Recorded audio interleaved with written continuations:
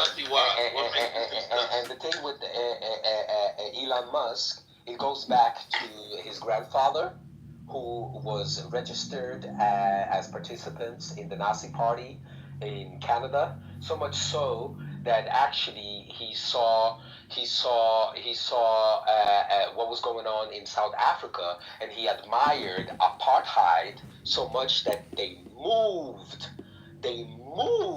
to South Africa so they could practice a little good old supremacy. And another thing, they even Errol Musk named his son Elon after the book named something about Mars, the only book that Werner Braun wrote, because the main character in that book is named Elon. So when you kind of bridge all of these little clues, you'll see that there's let's say a line, a method to all the madness. All of these things that we see that's being purported on the... That L, bro, was to my guy Fourth, bro. It was a bad one, bro. But right before, no, so that wasn't the first one. The one right before that was when Nathan thought that he had an ally. So Nathan was like, hey, Andrew, guess what? Samoa was asked a question about is it permissible or not permissible, right? Remember that, King? I remember. Remember, is it okay for babies to die? Is it permissible or not permissible for babies to die? Remember that? Yeah. Right. So Nathan thought he was gonna have a buddy. Boy, Andrew was like, it depends. I would just say it's nonsense. Like, if you're saying something's real but it doesn't exist, you're not talking. You're just spewing nonsense. Well, again, I didn't say it doesn't exist. I'm not saying real and doesn't exist. The example I was given was real, no effect on all of reality. That's what I meant. I'm sorry. Yeah, if you say something's real but not a part of reality, that's just nonsense. Like there's a direct contradiction, or there's an apparent direct contradiction. Right. And that's in the end, this is all hypnosis. That was for a comedian. Yeah. But I think it all depends. Like your scenario too. It all depends on whether or not I even believe you. Like if you just told me like, hey, like, you know, when you take this ice cream. But if I was given compelling evidence that there were actual puppies being tortured, I would not take the ice cream. 100%. Right? That's why I said, how is that any different than literally everything you do that could be doing that puppy thing? Like, well, I'm only acting on the information that I have access to. Exactly. Right.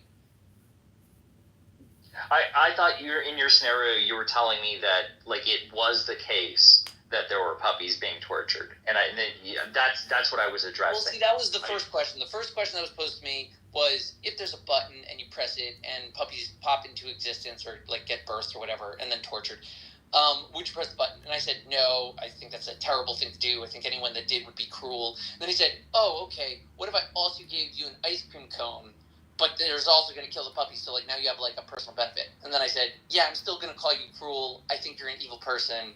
Don't press that fucking button. Then he said, okay, but there is no connection between the death of the puppies and all of reality. And at that point, I said, now you're just like telling me a story. Like, you're saying it has no correspondence to anything real, but it happens when I get the ice cream cone. To me, the only thing you're telling me is I get an ice cream cone and there's a scary story you want me to think of when I do it. Yeah. That's kind of where my mind shifted to, but I'm tired right now, and I was just accepting that you were trying to infer like there was going to be, like, I knew that there was going to be some like puppies being tortured. I would not be able to live with myself, you know. Yeah, and if I believed that, I wouldn't press the fucking button, regardless of the ice cream. Yeah, exactly. That's the thing. It morphed into a question of, is that real if it's removed from all effects that could be had in reality? That, it seems to me like that's breaking the concept of reality. Yeah. But that's why I wanted to pose the question to you, because I know you're pretty strict on your limitations of the scope of reality. Oh, Justin pretty strict on my scope. Pretty limited on my scope. What? Your epistemology I think I'm. I think that I'm precise. I'm trying to be as precise as possible about what I'm trying to convey, because I think that there's just too much ambiguous rhetoric on this app and this platform. Like, right. People just are all over the fucking place, right? What I mean to say is that you're somewhat sensitive to people posing a hybrid reality, like trying to broaden the notion, or because we know like that God you're quick to point out that is not real, and I feel like that's a useful. Wait, what is not real? Something posed. This is some like a unicorn. You'll say like, well, what is such a thing? Oh, I wouldn't say it's not real, because there's a difference between, like, if somebody it's not, and that's, so there's a little bit of a misconception. I'm fine with, like, concepts, right? Like, I can construct a concept in my mind, but then when somebody tells me that they've constructed a concept in their mind, and that they tell me that concept comports to reality, like, like God exists, that's why, because I don't have a problem with the word God, I don't have a problem with the word exist, but you put those two words together, now I've got a problem, right?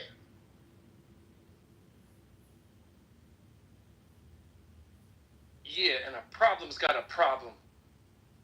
Exactly.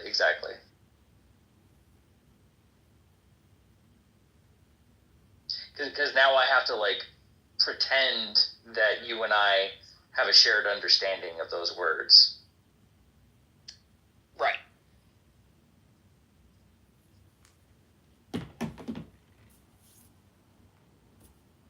I guess that's sort of what I mean.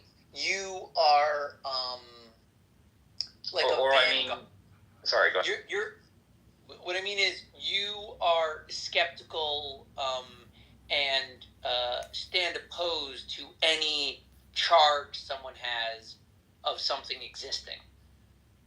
Like you have standards for accepting the claim of existence.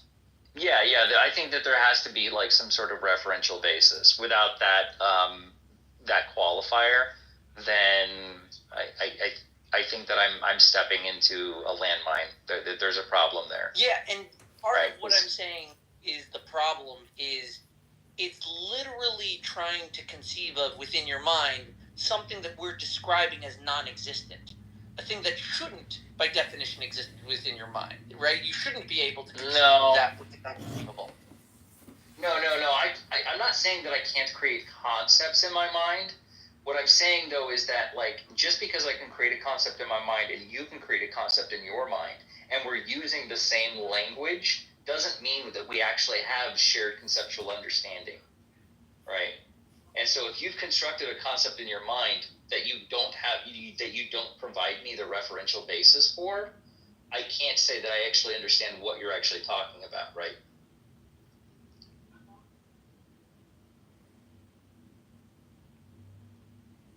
Yeah, because just because two people use the same words and they're nodding their heads at each other doesn't actually mean their mental states are identical.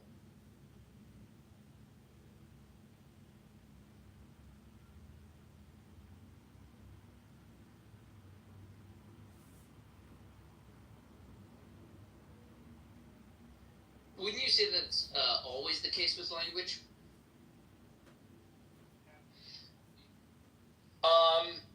Yeah, I would say that we make inferences, and I think that the strongest inference that I can make is through some sort of referential basis.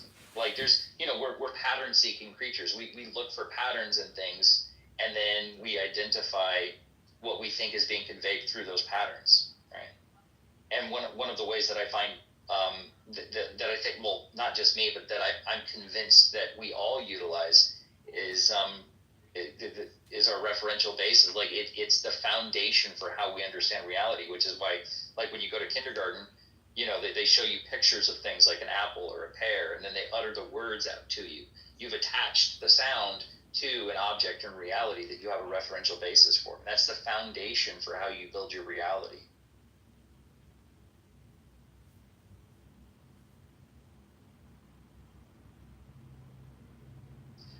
problem is, like, we are creatures that also are able to conceptualize things and play Mr. Potato Head with things in our minds, right?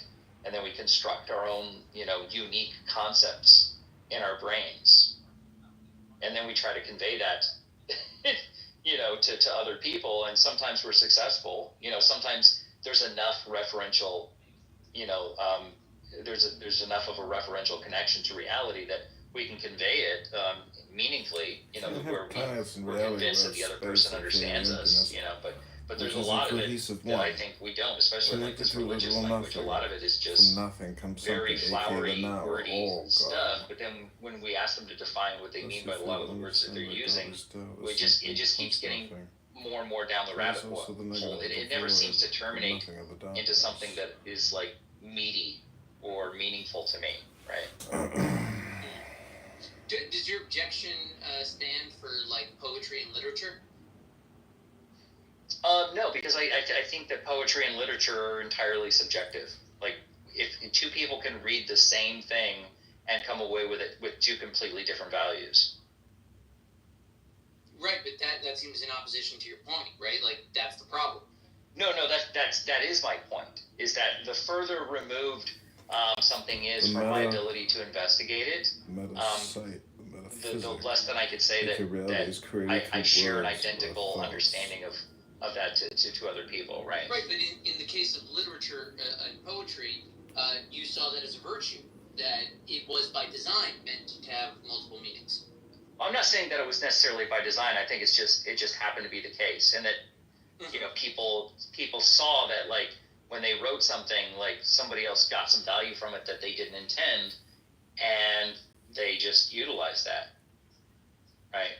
Like, musicians do it all the time. I mean, Roy just can attest to that. So meaning, like, you'd say, like, the artist, he's making something, maybe a song that he wants to hear, but the reaction from everyone else, the sort of, like, abyss they're staring into and becoming fixated on, that's not what he produced. That's what the listeners hear.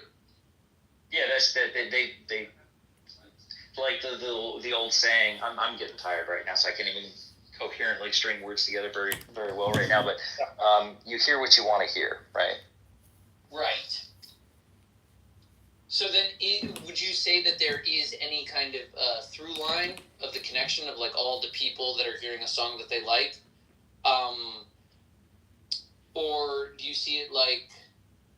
Well, I see the similarity that I see. The similarity that I see is they both value it. They both agree that it's something that they value, right? When two people come together and they hear a song and they value it, that's what I think that they have that's similar, but what they actually value from that may not be the same thing. Even if they're using the same words, they may have two different mental states,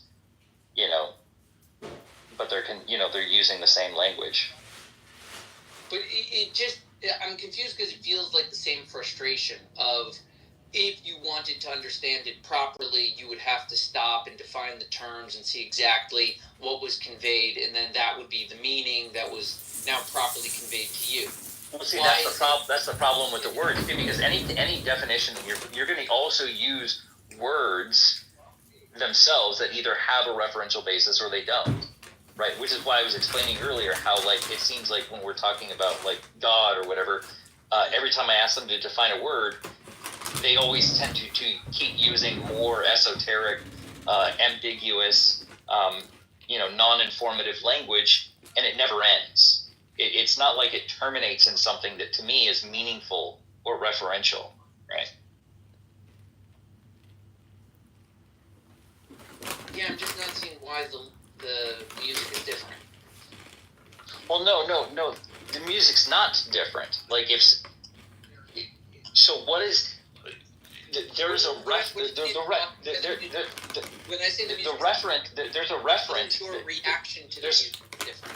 Yeah, so there's a referential understanding, right, where somebody tells me that they value something, and I can like, again, we're pattern-seeking creatures, and so if somebody continues to listen to the same music over and over again, and they do things like bobbing their head, and they're smiling and they're singing to the lyrics, that is all referential information to me that they're enjoying that song.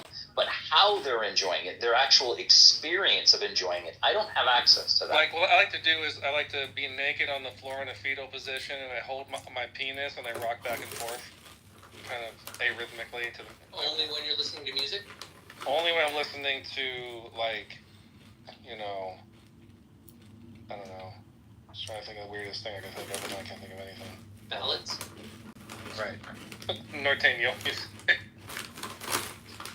Right, I think that is the proper position for a ballad. No, what I mean is, okay, well, let me try sort of a different tack, because I was thinking of a question before Roy just jumped in. If you were nodding your head along, while the other guy was nodding his head along, and like a smile popped on your face, similar time a smile popped in his face, are you thinking that you guys are attaching to a similar meaning? That you're smiling and nodding for similar reasons? Or you would like stop there and ask him, why are you smiling and nodding? Well, I would infer that we game both continues, have a Dr. value, Benji. that we both have a shared You value. want to come up here and play your Like music? We value this thing, but how we value it, I can't infer exactly how they, because I don't have access to their mental The game states. Right? continues. That's what I'm trying to convey. Jigsaw is I alive. don't have access to your mind, and so whatever mental projection you have of whatever experience that you're having, I don't have access to that. Sure, no one's saying that you do, and I'm not saying that you know any person's mind fully, right? We can concede that you'll never know fully. But the question of like meaning and whether or not it's conveyed, it seems to me that from your perspective, you should be like a bit accommodating if you're acting in a similar way to the other person that's experiencing the same art. Well, no, I can just infer that we both have a value, right? But I don't know what their actual value is. Like, how? I don't think you actually understand my position here. That's possible. Before you go to bed, what do you think of the new Pussifer song release? Oh shit! I haven't even listened to. Honestly, I haven't been paying attention. Welcome back But now that you said it, to another exciting episode I know. But now that you said it, of I'm gonna have a Atheists listen. Don't worry Getting about it. Angry. I'll talk to you about it later. Why? If you put it on like when you're tired about going to sleep, your frontal cortex won't try to analyze it too much, you know, it'll just emotionally. Yeah, I have Tidal, and I think that he released all this shit on Tidal now, so that's good. There was a long point of time where he wasn't, where Maynard refused to upload any of his music to a lot of different streaming platforms, but he finally succumbed. Yeah, I remember he was backing up Lars. He's making a lot of money now. He was kind of backing up Metallica with the Napster thing. And, yeah, you know, it's like the big band is doing this, and it's kind of sticking up for us little guys too. It's funny to consider Tool like a little guy, but I am allowed to speak now. Hello, Yeah, compared to Metallica, yeah. Welcome to Atheists Getting Angry, where we have Dr. Shawnito and Roylos debating the world famous Dr. Mczed. Do you Mczed. have any other questions for me? I'm going to head to bed here soon, so if you have any further questions, I'll Need to be the who? Mczed. maybe That's interesting. contemplate what I'm saying, and if you think of something compelling or something, write it down, and then just ask me next time you see me. No, it was mostly the question of the puppy room. And seeing how that stretched with your sense of reality. Yeah. Like I said, it all depends on if I'm compelled to believe that what they're telling me is actually the case. But, Right. Yeah. And if they do compel me, then I would not take the ice cream. Yeah, no one would do that if it's really happening unless they were cruel, like I said.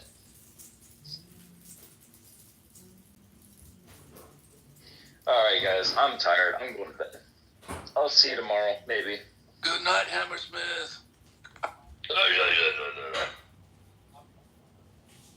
See ya.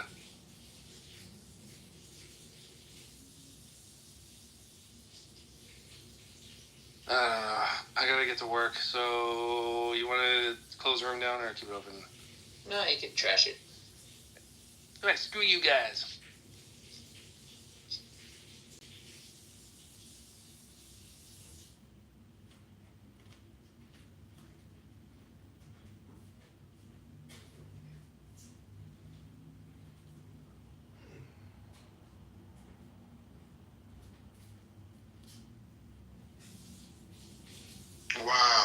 who joined right after it's over. Mix it. Is Mixed in the room? Yeah, right after it's over. Mix it. Except we were live streaming and listening in to you talking to Shawnito, and I like recording atheists getting angry. I think it's it's delightful, because Mixed, I wanted to ask you a question. If you were to talk to an atheist and give them just like 3 bullet points of a compression of all your knowledge, what would you give them as something practical, pragmatic, something that they could utilize to improve their lives if they were angry atheists? It's going to be for each particular person. There's not like a catch-all answer. Like the simple instruction, like any catch-all advice, like study what the God believers are really talking about. I mean, they already do that, and they do have a strong obsession with seeking out truth and rejecting falsehood, which is a good trait. I mean, like, usually in terms of like angry atheists, like, it seems like socially maladjusted. In terms of like advice, act more like a person? It's not very good advice. I mean, I would, basically say that, going back to silence and listening, being one of the more important takeaways from a theological religious education. That would be like one bullet point that I would give somebody. I mean, I can come up with 2 others, but I'm talking about those kinds of compressions from studying, Torah. I mean, my general answer would always be to study the Torah. Like, it's a great book. It will give you great insight into understanding human nature. But, like, to an atheist, like, they've got other issues before finding the Torah. It's not just atheists. It's anybody who's looking for a cheat sheet or cliff notes on... Yeah, I'd tell anyone to go use it. Like, it's been translated into all the languages. It's the most popular book. It's really not that hard to figure out. It's secret to success. I know, but what I'm saying is when you talk to Roivas or Shawnito or other atheists like Steve Appel, anger is one of, through religious study, essentially you neutralize anger with wisdom and understanding. I mean, you have the kalkma, you have the crown of divine light, so to speak. So I'm just saying that if the question is just like, what would your compression be to give an atheist a cliff sheet, to help them on their way? Well, in terms of like anger and like the rage, there is a piece of advice from Maimonides about that. He generally encourages people to choose the middle path, like sort of a balanced emotional position, not too extreme, which he's ripping off from Aristotle. But with rage, he says something specific. He says, like, anger should not be accessed. He says you should not make any use of that. He considers it like an addictive desire, that it will only compound. And I do see, like, in like irreligious areas, and not true of all religions, but I do see that people enjoy leaning into rage. And I'd say that's a hazard.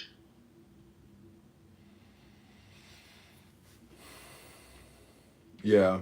So, listening, anger, I mean, then I guess the last one in my 3 bullet point would be breathing as a divine attribute, ruach, I guess.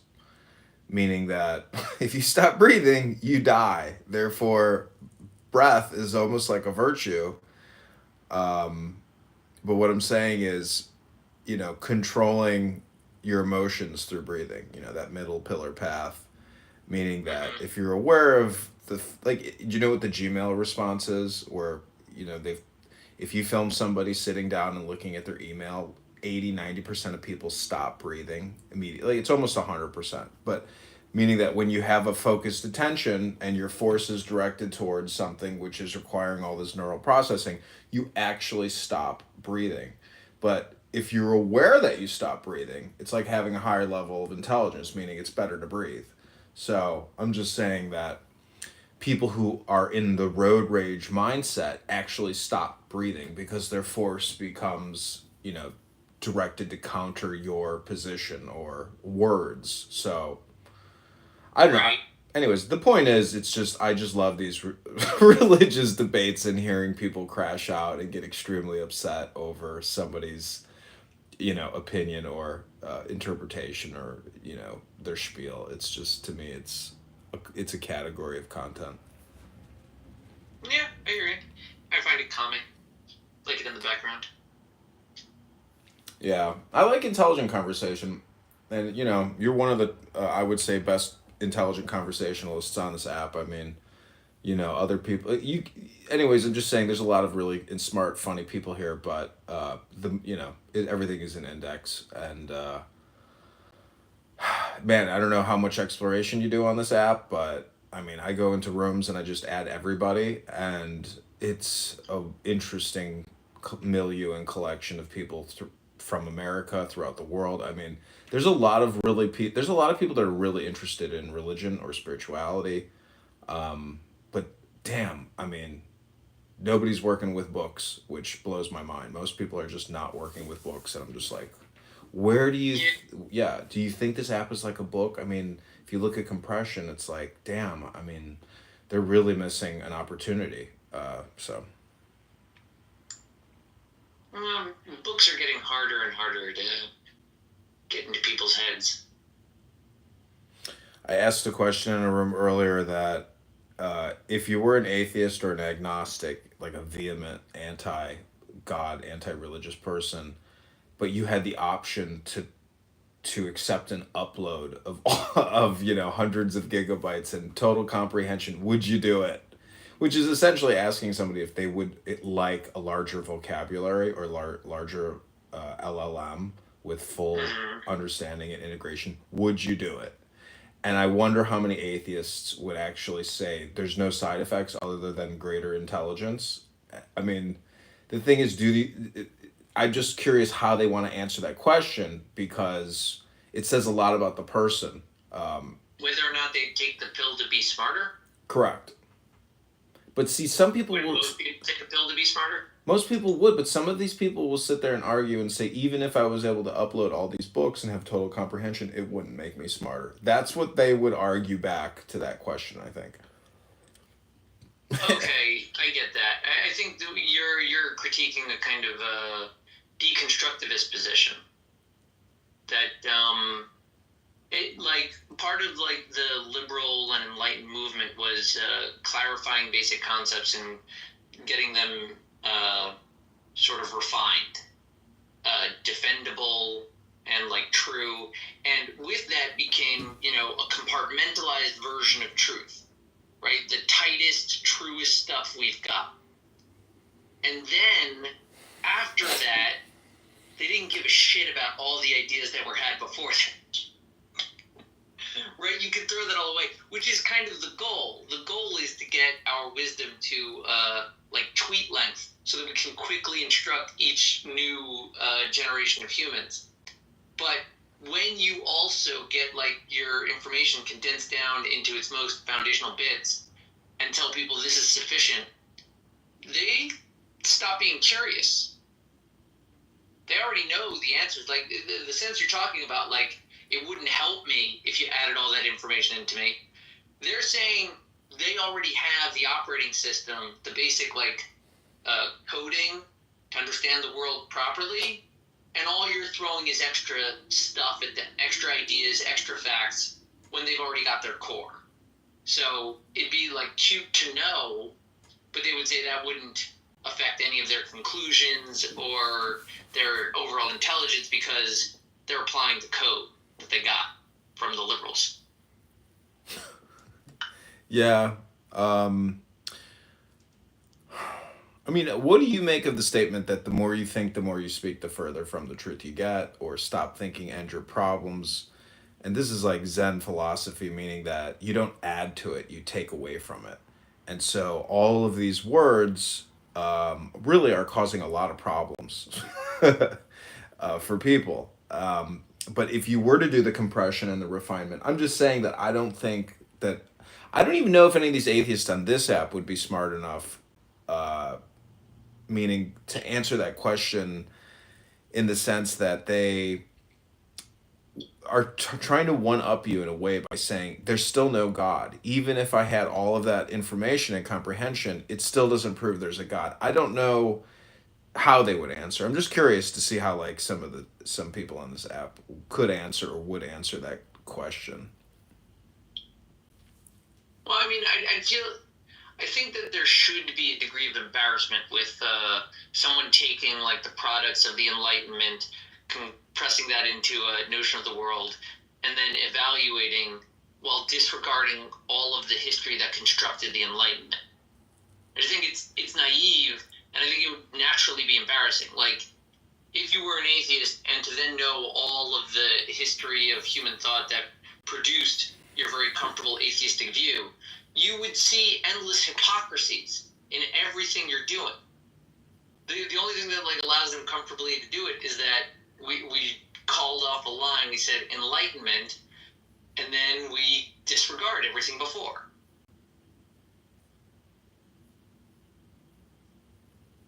But like it's still built on top of the past. You can't just forget it because you feel you've got a good tool and you don't need the insights that got there. No, you're just going to lose the foundational insights if you do that.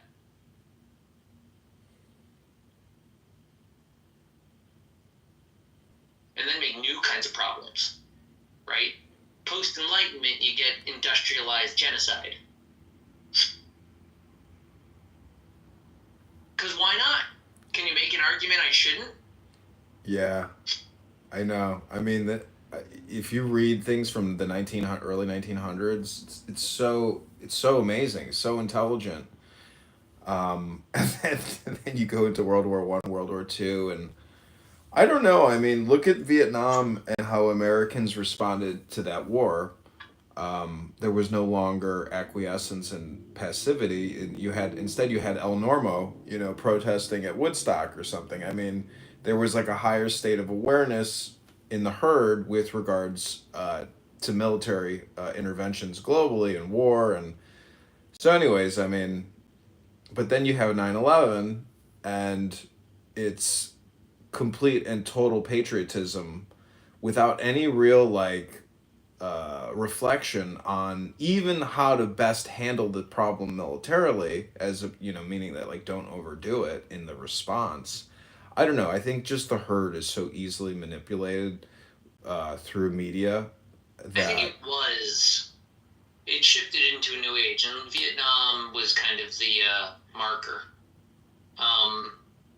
At this point, media has become more democratized, and propaganda is in everyone's hands. Whereas before, America could like massage and tailor the national perspective. They could control which papers were published, and they had some degree of direction. But like in the modern publication technology, with a free speech zone, you're really just opening Pandora's box, right? And that was Vietnam, right? They couldn't control the narrative. The images that were coming out, the reporting that was being done, it didn't help them. Not in the way it had in the past. And I think, like, in general, like, warfare has become far more difficult because of the opening up of the channels of propaganda. Yeah, I mean, everything has changed because of the cell phone. Because when you put a cell phone in somebody's face, and if they're saying something nasty, I mean, you got them. So, like, if you go up to a cop and he is being verbally abusive and racist or bigoted or mean or whatever, I mean, gotcha. So it's the same thing in war. I mean, if you can film people committing atrocities, I mean, I think we're living in a good age with regards to the the advent of these recording devices. Yeah. So It might stop war. yeah, I think it should technically, but maybe not. We're getting very, very close to like the perfect panopticon, where good behavior is prompted from the tacit awareness of everyone that they are being watched. There's this quote I have. It's let me see. It says, when a critical mass is achieved within a species, the behavior is instantaneously transferred to and exhibited by all members of the species. So the question, I guess, is what is a critical mass, or when a critical mass? So, like, I mean, critical mass would just be a herd consensus, right? Yeah. Yeah. So, I don't know. I mean, yeah. I mean, but the critical mass is essentially a majority of the mind's eye. So that means that the propaganda permeated to a majority of the species. I mean, and the species, I think, is really just a network. So, yeah. Yeah. I mean, that's why I think Chabad is, pretty important in terms of like the Jewish network. It helped. Oh, yeah. Yeah. I need them for kosher food everywhere. Oh, wow. Yeah. Yeah, there's like things that Chabad brings to the Jewish community that's just like invisible to the non-Jews, because they just don't know the struggle of keeping kosher in, I don't know, Uganda. How do you keep kosher in Uganda? I mean, don't you just... Yeah, what would you do? What would you do if you just, like, were visiting? If there was, like, a conference and you had to be somewhere? You know what you'd do? You'd eat a bunch of fruit and vegetables and water and, like, nothing. And it would be annoying.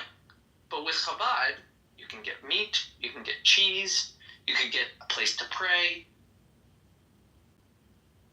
Yeah. It's amazing because it's, like, totally decentralized. Yeah. Everybody's... That's why I say, like, I'm not a fan of, like, the philosophy of Chabad or Lubavitch or Hasidus, but the Rebbe clearly understood America much better than the other Jews that were taking root here. Like, there were a bunch of different communities. They modeled their own thing. They were comfortable, successful. They understood how to work in America. That guy understood media, capitalism, franchise, America. He got it. And, like, anyone that doesn't see that, just, they're not respecting his genius.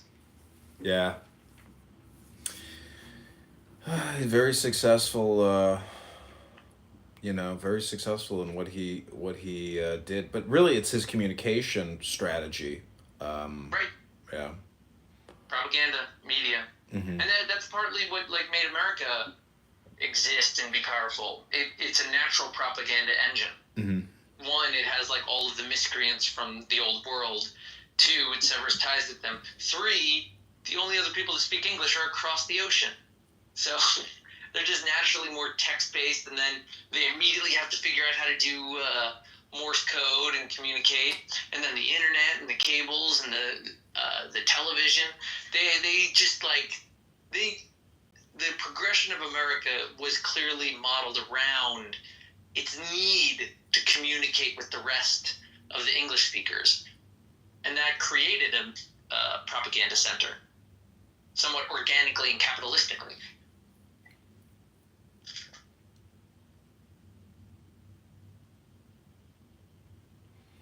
Yeah, I mean, sometimes when I'm reading books, I'm just like, wow, thank God English is my first language, because you come on this app and you realize how many foreign speakers there are, and even native English speakers who are terrible at public speaking or conversation. But I'm just like, wow, I'm like, it is a great blessing to be based in English, because everybody seems to focus, on English. I mean, it's a great blessing to be a native English speaker. It can't be underrated, really, in terms of success. And of course, why should the majority of the world gain proficiency in English? Why? Because the center of all propaganda is America. Yeah. Everyone's always blaming the Jews. No one's paying attention to the fucking newspaper people. Right? right? There was an old American, there's an old saying, I forget who, one of the yellow journalists, he said, never pick a fight with a man who buys ink by the barrel.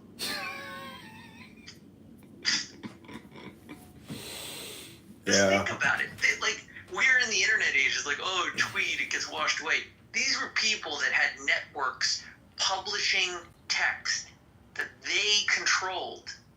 It was a tremendous ability. And, it was a crisis a bit, when a paper took sides against the positions of the state.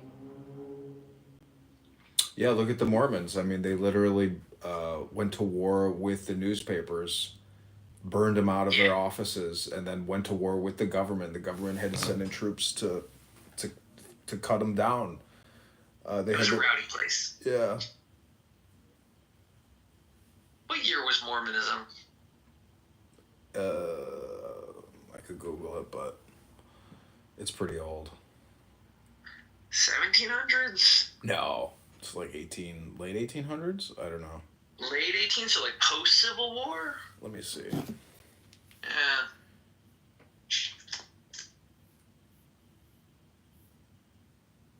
Have you ever been to Salt Lake City? Have you ever been to Salt Lake City? No. But every time someone says Salt Lake City, I'm reminded of the line in Book of Mormon when the devout converts to Mormonism are putting on a play to illustrate the love of the religion, and the Mormon missionary has failed. He lied to them a bunch because he couldn't get them interested in the Mormon story, so he just told a bit of a story and then told them not to do the bad stuff that they were doing. And since he was promising them salvation, they were like, yeah, okay, we'll stop doing these bad things. But at the end, a girl figures out that he was lying, that it isn't the true doctrine of Mormonism, that these are just fakes. And she declares that to the town, in the middle of this big dance. And her mother comes over and says, silly, Salt Lake City is not a real place. It's a metaphor.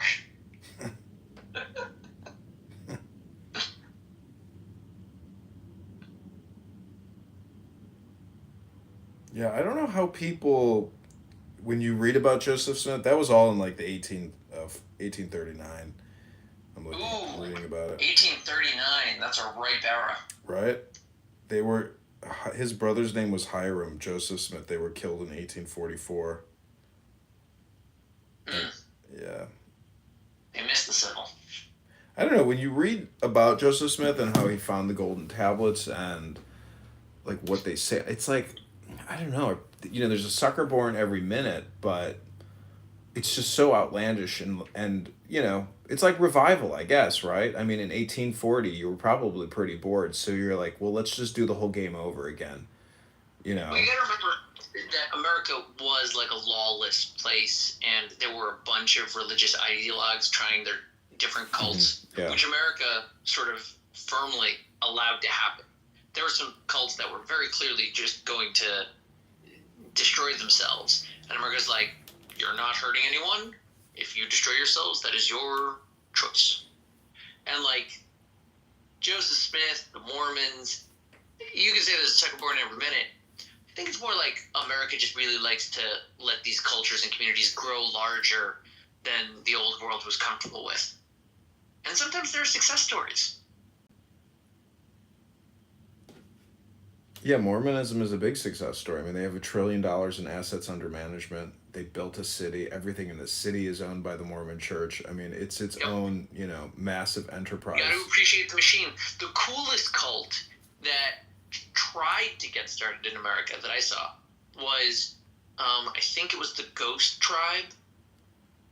So Native Americans were starting to unite under a charismatic leader who was a chieftain of the tribe.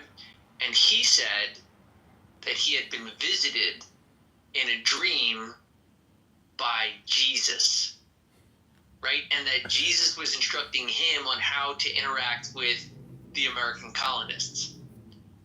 the colonists stamped that shit out fast and hard. Oh yeah, bro. Speaking of that, bro, speaking about the Native Americans, did you know that they had like a ritual where they smoked the tobacco, and they didn't inhale it, but the colonists thought that you were supposed to inhale the smoke, but they were so they said this is what they said. They call it the peace pipe, and so this smoke would go up and stuff like that, and then they said they believed God would hear their prayers through the smoke, the incense, and so the colonists they misunderstood it and started inhaling it. Whatever, it's crazy. I just watched a video on that of a Native American guy just talking about that.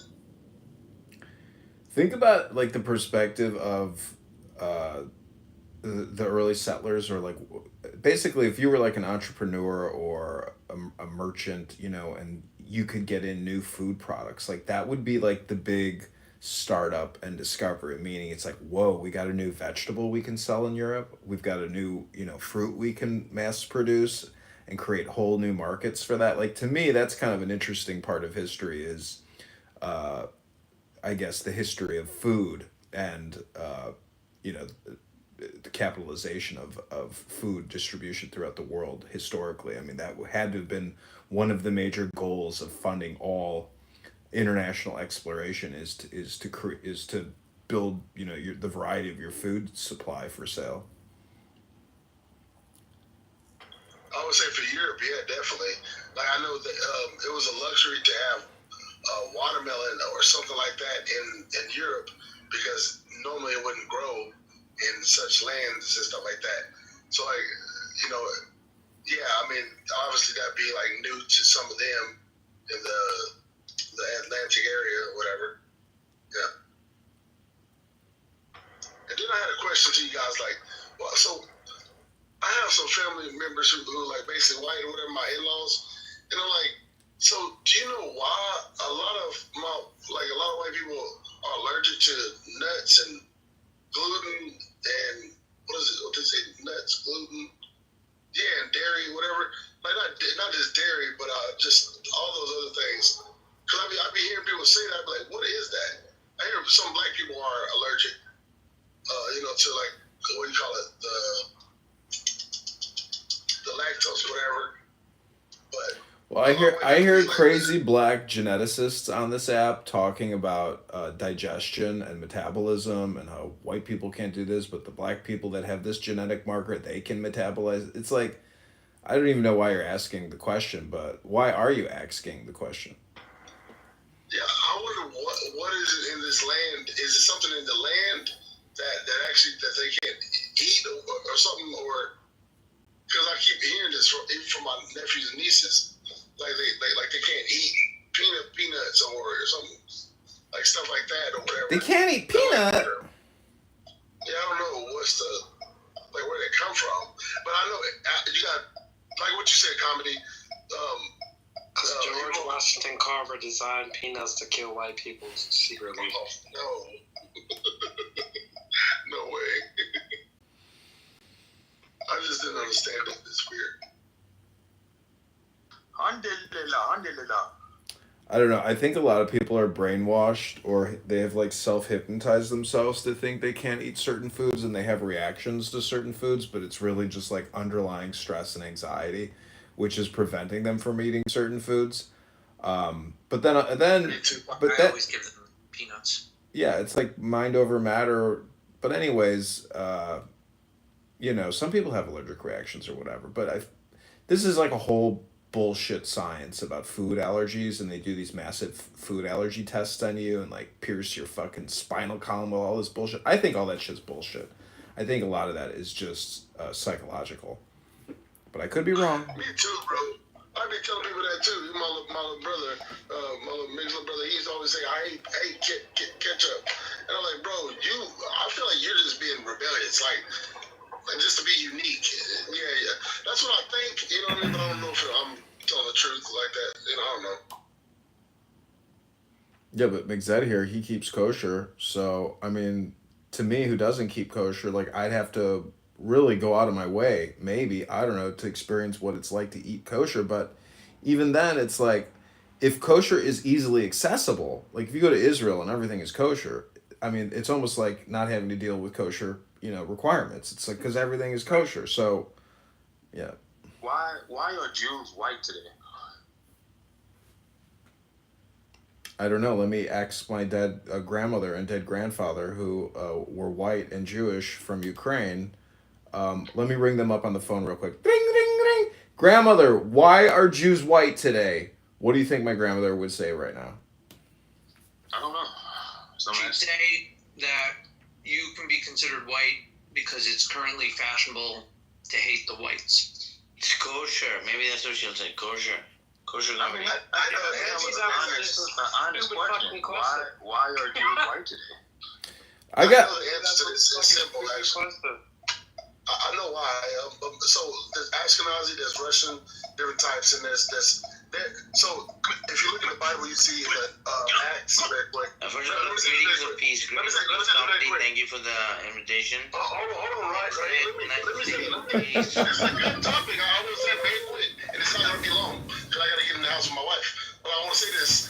So in the book of Acts, you see that there was many Jews all over under the heavens. That's what it said. Some from Arabia, some from the north, some from the south, some from the east. And so what happened today is that a lot of these people, like what we know is all that we know. And so in America, in the western places, all we know is Germanic and all these type places because we don't look at the whole picture. And so now, whenever the West had power to put them in the land, they were racially, they always, think about white first, because they made that stuff up, that white stuff up. And so, like, they placed the people that they saw fit to be in their land, that they wanted to be in there. So they're kind of affiliated. So some of these white brothers and sisters who are Jewish, they are either family or either by belief they tie themselves to Judaism, so they call themselves Jewish. Some of them are not by blood, some of them are. And so that's why you see them, and they don't represent all of the Jewish people as the Bible says. They only. But you do realize defining someone. Rahi, hold on a second, Rahi. I mean, don't you think calling somebody a white man or a black man is actually really stupid? I mean, aren't we just humans? Yeah. Is Noam Chomsky black according to this definition? I agree. Yeah, it's made up. I mean, if the new government and the new revolution is based on. Rahi, hold on. If it's all based on meritocracy now, and there's no more DEI, isn't it just easy to identify racial identity politicians and their hypnosis, which is really low IQ? Dosing everybody. Come on. Yeah, it's something that they made up. Yeah, they made this stuff up, and we're going by. Here's the thing, though. Here's the thing, guys. Here's the thing. So, yes, racism doesn't exist anymore. But Doge and dog, they don't. The spellings are pretty similar, right? Doge and dog, D-O-G-E-D-O. I mean, anyway, just throwing out some comedy terms out here. Peace, comedy, Republican, and everybody else. Salam and shalom. What race is you, right? What are you? I'm a Milky Way race, bro. Whatever composition that means. Pardon me? The earth is full of mixed people, black people, and white people. Whatever, dude. It's very diverse. It's very diverse. It just depends on how specific you want to get. The Middle East is full of mixed people, basically. And places that have light skin and color are mixed people. That's all it is. It's all a different array of people. Come from dark and light skinned people. Well, the origin is from dark complexion color, though. Yes, because black woman can produce every type of genetic, modification, whatever type of stuff is happening, or whatever the variants and stuff like that. Yeah, it's just white people came from I wouldn't say black, but darker skin complexion people. I mean we all the same. That's got to be a theory. That can't be. I don't know how anybody could prove that. I mean, what you mean? Scientists already proved it. John, they already proved it. So scientifically, you hear that from in all type of rooms they talk about stuff. But not just that. I actually ran into a guy who was blonde headed. Now this is crazy. He was rapping and he said the N-word on Facebook, and I'm a rapper too. You know what I'm saying? I just I like his music. He was dope. I was like, oh. I wouldn't say they sound like black people, but this is what happened. I said, yo, you probably shouldn't be saying the N word. I'm like, I like your song. You go hard. What did he say? And then Nostradamus? Yeah, this is crazy, bro. Yeah, I do music. Yeah, comedy. This is what he did. Everybody blew me up in my inbox. They say, yo, his dad is black, and his dad is blacker than my dad. And but he's white as a mug. Like, so I'm like, yo, what the hell is going on here? I'm like, I literally can't even depend on the skin color to tell what you are now anymore. So just like what John said, if we do come from black, this is what the scientists say, and so like that. It just I know, but what I'm saying is it's a theory that there's no such thing as white or black people, and thus nobody came from some other people. There's just always been this index of humans, and so it's racial identity politics to suggest otherwise, and thus it's low IQ and stupid. There's one human race, and there's an index. It's not stupid. Well, I'm saying it's stupid because it's racial identity politics. It's your politic.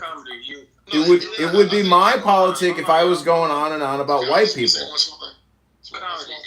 You have a point. You have a point, but brother, the reason why they became white is because they migrated into a certain area and they changed colors.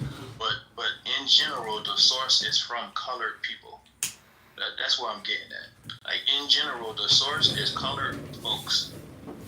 I get it, but what I'm saying is that could be wrong, and there's probably an index of a full index of colored people, and that's the truth. It's always been that way.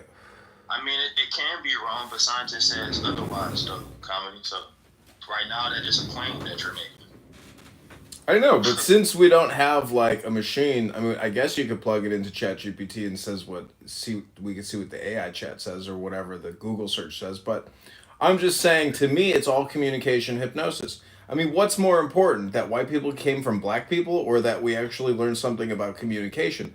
To me, the utilitarian value of understanding communication or the science behind it is more important than figuring out where the fuck white people came from. Thus, it's more politic than anything else. It's stupid. It's stupid talk because it's political. It doesn't even help with anything. It's a waste of time.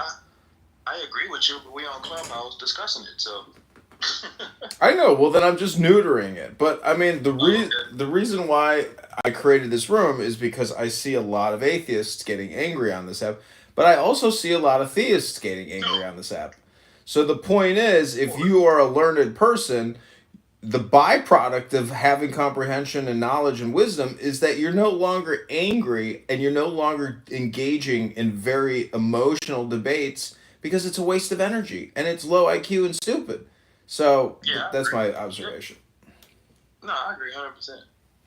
100%. But it was just something to talk about because it is Clubhouse. But overall, I agree with you. Yeah. I know it's Clubhouse, but it's still you, meaning that we are our words, and what we listen to is, maybe more important than what we say. So, I mean, Clown House is full of stupidity, but I mean, I try to at least, be productive here to a certain extent, because really it's a meditation. So we want the after product to be significant. I get you. That's how your room is ran for sure. I agree. 100%. Yeah, I don't know why atheists do get angry though. The only reason why they get angry because they're mad at God. If they're mad at God, that means you're acknowledging His existence. So, I mean, atheists don't. I think it's delusional. Like men think. I don't think they're mad at God per se. I think they're more angry at themselves for even being angry. Like they can't even. They don't understand why they're doing what they're doing. Meaning that if you're going to create a show and be the facilitator of a show, but still get super angry, what kind of a control of a show is that? Like the whole thing should be for your entertainment. You shouldn't get angry in your rhetoric and in your public speaking. It's total waste of energy. It's stupid. It's crazy talk. It's basically insane people. Crazy people. But I agree with the source of that anger. I'm telling you, man. I talk to them all the time. You could hear it. They go straight to the Bible for their source. You ever realize that? They always go straight to a religion to prove their point. That alone proves that they're angry at God, brother. Because why are you going to a religious source to prove your point? Just think about it logically. Am I wrong? I just think there's not like a full thought out argument. But yeah, I mean, like I get what you're saying, but it doesn't solidify that the God is real. You know, like if it's Allah, they argue against Allah, doesn't mean that their God is Allah is real because they're arguing about a concept. You know what I mean? But I get what you're saying. You're like, how in the world is something not real taking this much space in your brain so it makes you feel like it's real or not? But I don't think that proves it, but it feels like it proves it. You know, I don't know. What I'm saying is this: it's like when you refer back to a religious source, that means you're going off a source that you disagree with that made you atheist. Because every time they argue from an atheist point of view, they go to a religious source. Why are they going to their religious source? Because that religious source made them atheists. That's why they go to it to prove their atheism. I think it's pretty logic. Do you get where I'm coming from? I kind of understood that a little bit. Yeah, I see what you're saying. A little bit. So it's just like where else could you stand on atheism without going to a religious source? And they can't do it. They can't do it. Just because they disagree with what God does in the Bible or any religious text doesn't exit out that he doesn't exist. Like, I really do believe atheism is delusional. I think it's worse than LGBT. It is. It's special pleas. It's special pleas for one position. So let's deal with this. Two things. Of cause and effect. Okay. So they believe in cause and effect all the way until you get to the point where the universe is created. Then they want a special plea and say, "Oh, this is the only place that doesn't have the cause and effect. This is, the human right to walk. Because like the cause is synonymous or similar to creator. What created this? What caused this? Even though they're not exactly the same, they're very, very similar. And so we as theists, we believe that there's a creator and a causer to the effect. And they do too, until you get to the beginning of the universe. That's whenever they want a special plea. That's why it's delusional. Now, Young, I'm cool with theists. I actually respect theists more than an atheist. It makes more sense to be a theist than an atheist. Like, atheism just don't make no sense at all. At least a theist is open-minded. Atheist just like, no, it don't exist, even though I don't know. How are you going to disagree with something and don't have an answer? Right. Let's make that make sense. Everything. Better to say that possibly it is something than to say it is completely nothing. Yeah, especially when the knowledge is limited. And me being a Christian, brother, I can't say this as an absolute truth. I can't say that. Like, logically, I just cannot say that. Because to say that this is 100% proven, it means that I could prove something I could prove that it's not otherwise. You see what I'm coming from? Like, I have to show you the other option and prove that to say that this is 100% could be proven. Like, I can't 100% prove that the Bible is the Word of God, but I have evidence to show you that this is the Word of God. Like, the evidence convinces me. The evidence of creation convinces me that there's a God. So that's what you have to go off of. You can't 100% prove anything, honestly. When you go to a pharmacy and you try to get some medicine, you having faith. You actually having faith that this person giving you the right prescription when you go to this pharmacy and get this medicine. Like, you would never know 100% what's going on. Never. When you drink your drink, you don't know what somebody put that in there. It's just so much, brother.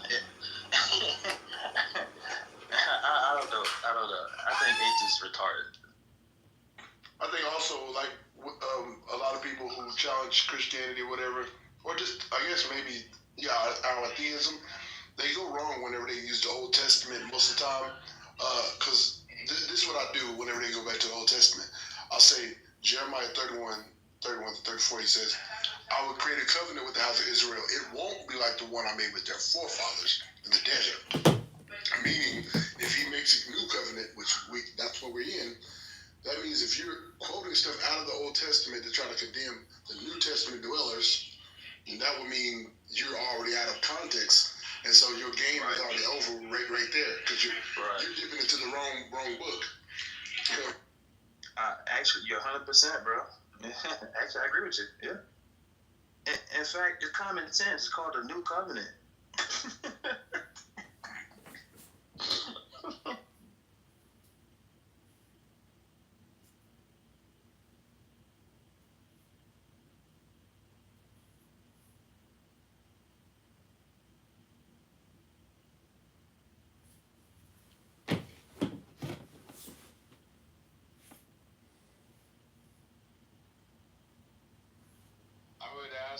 I would ask you to.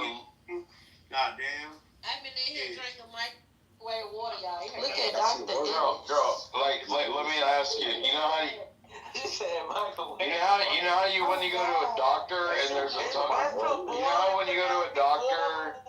Do you know how when you go to a doctor? Okay. Do you know how when you go to a doctor? I be thirsty right then. Do you know how when you go to a doctor? Yeah, well, Is there a disease made in laboratories? You know what I mean? Is that still divine justice? It's pretty fascinating. Three enemies anyway.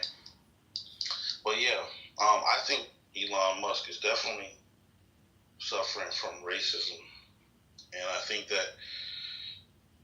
that's very sad.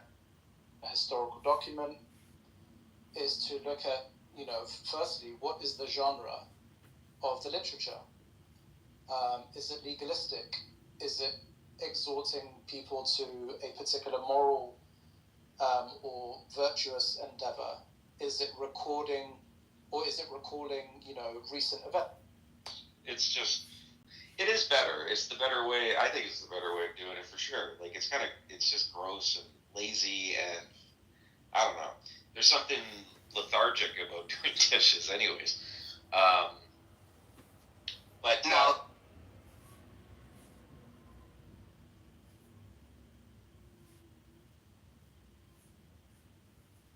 what, you gonna powder or something? What? Bro, your name looks like you slept with your mother when you grew up. Hey, I ain't even gonna lie. You gay as hell as a man. Bro, Coco, I just read your comment and I ain't gonna lie, it had me dead. I'm definitely racist. I don't know why Trouble was in here. Relax. You don't like white people. You a racist. You be racist against black people when you fucking met a man like me. No. Doc, you drunk.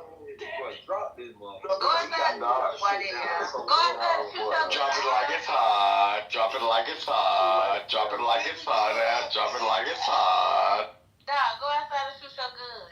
Don't shoot yourself in the foot. Why do I gotta go outside to shoot my gun? Oh, shoot it in the house. Blow that shit right now, then. I bet you won't.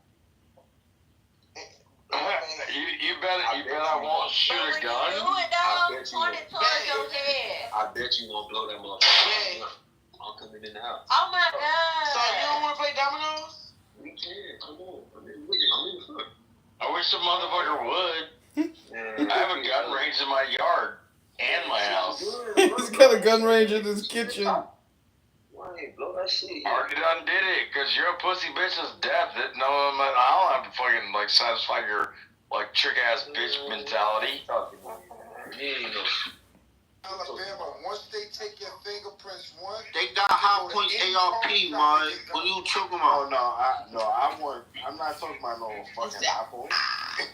I'm sitting again. I'm high. Out here, the only thing you getting out of a fucking pawn shop out here is fucking car parts, nigga. You ain't getting no fucking gun out of no fucking pawn shop up here. Alabama, that's what I love. I can get Man, you ain't getting no fucking gun out here, nigga. All you gonna get is fucking goddamn generator.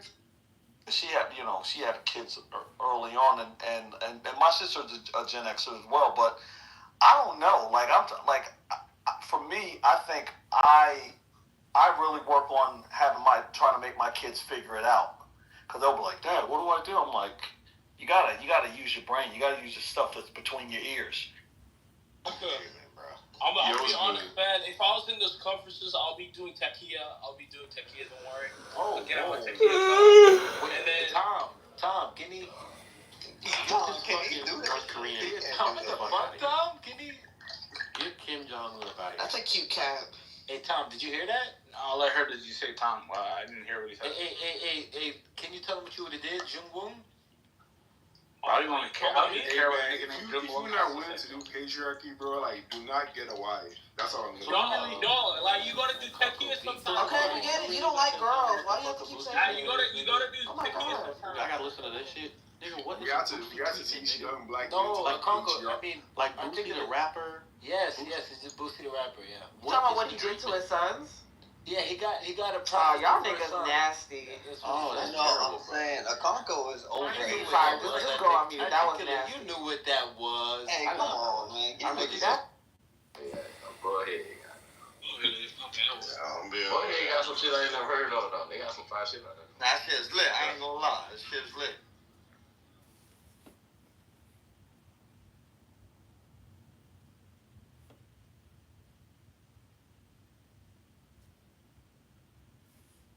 Hey, Wazir! Cepat! Anak cumi! Ini. Hei, mari cepat! Dapat! Hei, mana satunya? Hei! Hei, sana. Dapat! Hei!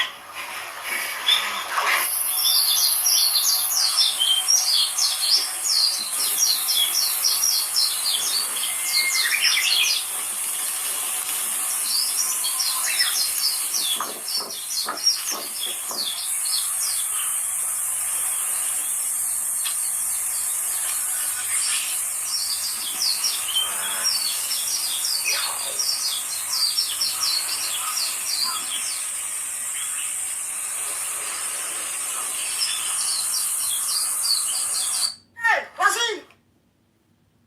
Damn, there's no way that shit was good.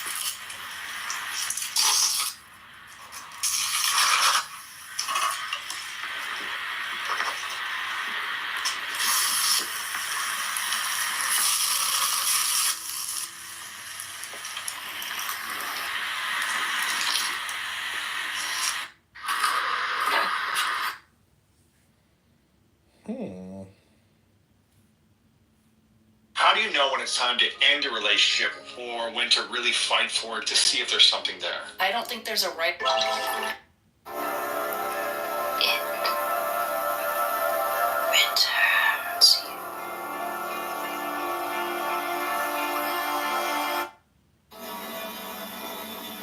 Wrists,